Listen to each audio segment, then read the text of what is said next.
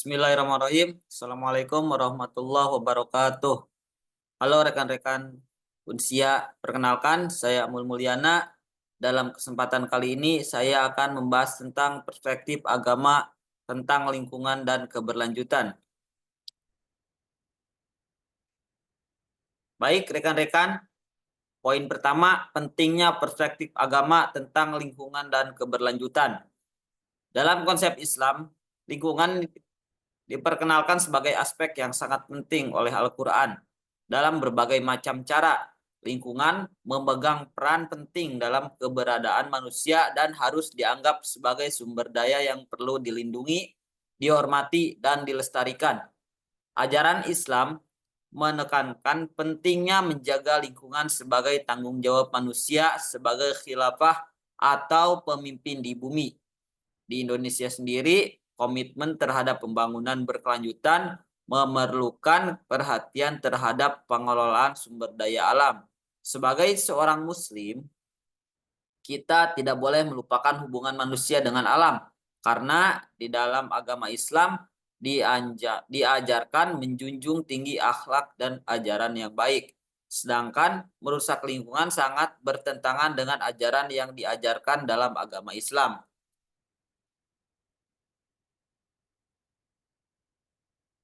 Ada beberapa aspek, diantaranya ada 3 aspek yang penting dalam pembangunan yang perlu diperhatikan, yaitu pengelolaan sumber daya alam yang bijaksana, pembangunan yang berkesinambungan, serta peningkatan kualitas hidup.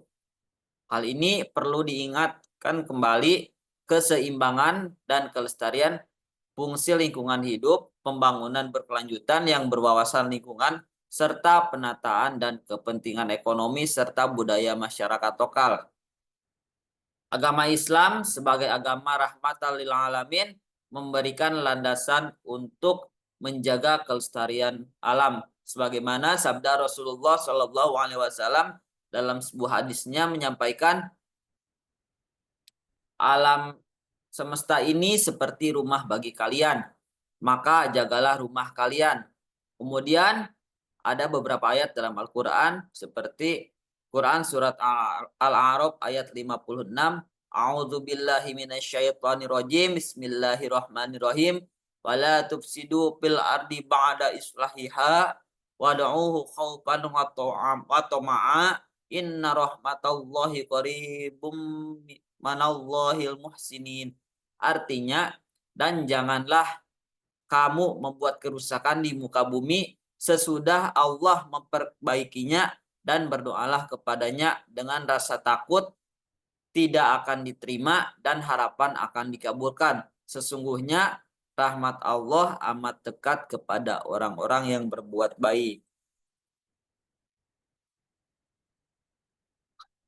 Undang-undang Islam yang bersumber dari supremasi Al-Quran dan hadis Nabi mendukung keberlanjutan. Undang-undang ini difokuskan pada aspek membangun bumi dan melestarikan sumber daya alam dan kekayaan melalui prinsip ikhtikaf atau penerus yang merupakan perintah ilahi bagi manusia untuk mengemban peran amanah dalam melestarikan kepentingan publik dan pribadi, lingkungan, dan keanekaragaman hayati pada saat yang sama.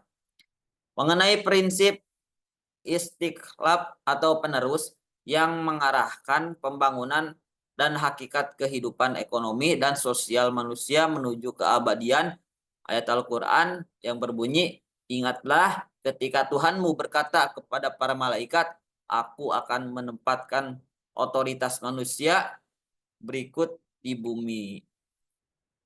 Kemudian poin kedua atau B, landasan pandangan agama Islam, pentingnya perspektif agama tentang lingkungan dan keberlanjutan.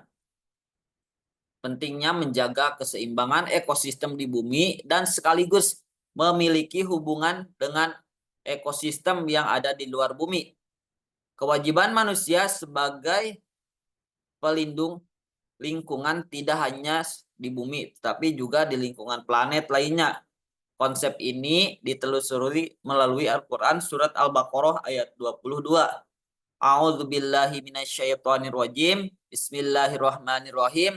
Alladzi ja'ala lakumul arda firasyaw was samaa'a bina'aw wa anzala minas samaa'i maa'a fa akhraja bihi minas samarati rizqan lakum fala taj'alu lillahi andada wa antum ta'lamun. Artinya, dialah yang menjadikan bagimu bumi sebagai hamparan dan langit sebagai atap, dan dialah yang menurunkan air hujan dari langit, lalu dia menghasilkan dengan hujan itu buah-buahan sebagai rezeki untuk kamu. Oleh karena itu, janganlah kamu mengadakan tandingan-tandingan bagi Allah padahal kamu mengetahuinya. Quran surat Al-Baqarah ayat 22. Nah, jadi Allah telah menciptakan berbagai isi bumi untuk manusia. Jadi kita sebagai makhluk hidup jangan merusak. Allah telah menciptakan bumi dan isinya serta buah-buahan ataupun yang lainnya itu untuk kita jaga, kita manfaatkan. Beberapa sabda Nabi Muhammad SAW menyerukan dan memberi insentif bagi berkelanjutan lingkungan. Pada dasarnya, tidaklah seorang muslim menanam pohon atau menanam benih lalu dimakan burung, manusia atau binatang, melainkan hal itu menjadi sedekah baginya. Jadi ketika manusia ataupun siapapun yang menanam pohon ataupun benih seperti menanam padi ataupun menanam tanaman yang lain, kemudian hewan lain, makhluk lain ataupun dimakan sama makhluk lain, maka kita harus mengikhlaskan hal itu menjadi bagian sedekah dari diri kita. Pandangan Islam tentang pembangunan pada hakikatnya memandang pertumbuhan dan pembangunan ekonomi sebagai sarana untuk mencapai kebahagiaan dan kesejahteraan manusia sekarang dan selamanya. Dengan mencapai keseimbangan antara hak individu untuk memperoleh kesejahteraan dan masyarakat untuk memperoleh keadilan dan kesetaraan sosial. Kemudian Allah berfirman dalam surat Al-Mulk ayat 15, dan dialah yang telah meratakan bumi untukmu, maka janganlah di antara penjuru bumi dan makanlah dari sebagian rezekinya, dan kepadanya lah kebangkitan semua. Konsep ummah atau komunitas berlaku tidak hanya untuk nilai-nilai agama bersama, tetapi juga masa depan yang lebih tangguh dan adil di mana setiap orang akan dapat menikmati planet yang bersih dan layak huni. Konsep ummah ketika diterapkan untuk membangun dan mempromosikan kehidupan berkelanjutan yang ramah lingkungan merupakan mekanisme yang kuat untuk membangun koneksi dalam komunitas muslim. Peran ummah untuk mempromosikan tujuan merawat lingkungan menyebarkan kesadaran akan ajaran lingkungan dalam Islam dan menemukan solusi untuk masalah-masalah yang mendesak. Kemudian poin ketiga yaitu atau C, aplikasi agama Islam dalam menjaga lingkungan dalam hidup berkelanjutan. Pertama dan yang paling utama adalah konsep khalifah. Menurut prinsip ini, manusia untuk mengelola alam dengan penuh tanggung jawab, menjaga keseimbangan ekosistem, memastikan keberlanjutan sumber daya bagi generasi mendatang. Akhlak manusia terhadap lingkungan sangat penting dalam perannya sebagai khilafah fil ard. Artinya kita sebagai pemimpin di bumi.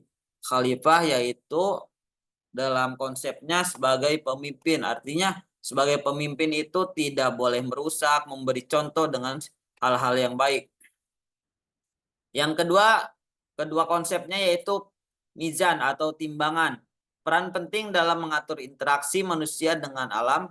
Islam mengajarkan bahwa keseimbangan ekosistem adalah bagian dari ketentuan Allah. yang harus dijaga agar tidak terjadi kerusakan yang dapat mengganggu harmoni kehidupan. Prinsip mizan yaitu kita sebagai penyeimbang.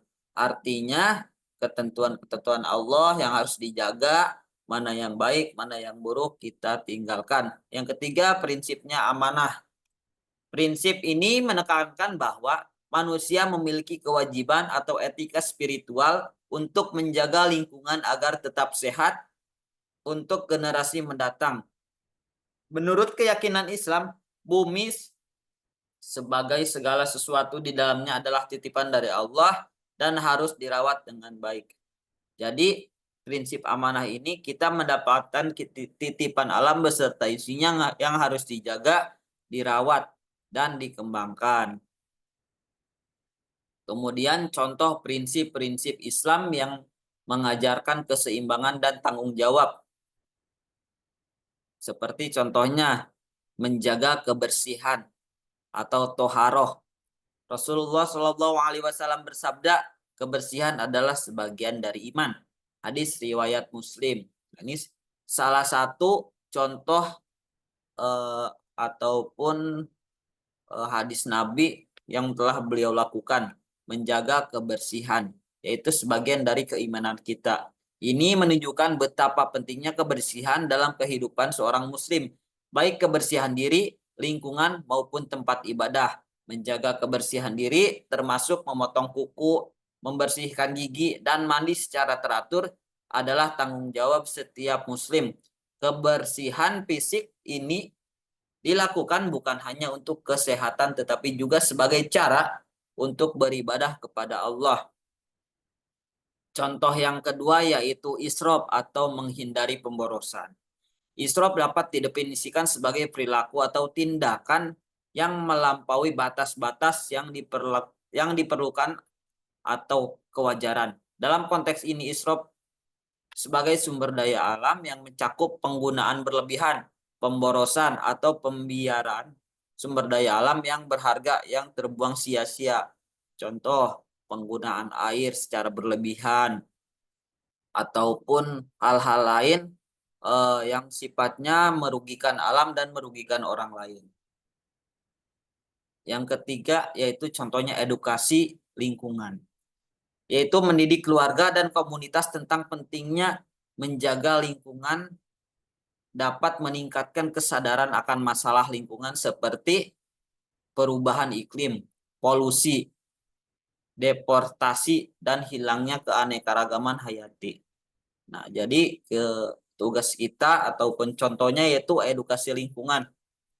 Itu memberikan penjelasan, memberikan contoh kepada keluarga, kepada diri sendiri bahwa pentingnya menjaga lingkungan ini untuk penerapan konsep-konsep yang lebih baik seperti menjaga kebersihan, membuang sampah sembarangan ataupun tidak merusak ekosistem laut, tidak merusak pegunungan ataupun yang lainnya. Baik, sekian paparan dari saya. Kurang lebihnya mohon maaf. Assalamualaikum warahmatullahi wabarakatuh.